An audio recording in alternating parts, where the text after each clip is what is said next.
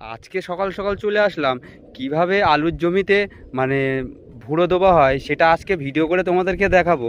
Guys দেখো, মানে ভুড়ো দেওয়া হচ্ছে, কত সুন্দরভাবে ভুড়ো দেওয়া হচ্ছে। দেখো মানে মাটিগুলোকে দুই সাইডে মানে দেওয়া হচ্ছে, মানে পানি দিলে মানে মানে এই সোজা মানে চলে আসবে, পানিটা তাড়াতাড়ি চলে আসবে, তার জন্য মাটিগুলো এরকম দুই সাইডে দেওয়া হয়। অবশ্যই ভিডিওটা দেখার চেষ্টা করবে, আর ভালো লাগলে লাইক শেয়ার কমেন্ট করবে।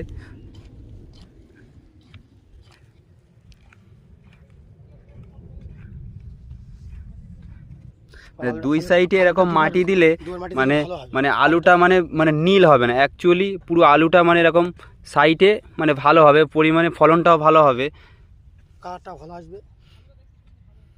এটা হচ্ছে গাইস জ্যোতি আলু। মানে প্রচুর পরিমাণে আগের বছরে ফলন হয়েছিল এই জমিতে, দেখা যাক এবছরও কেমন ফলন হয়। ভিডিওটা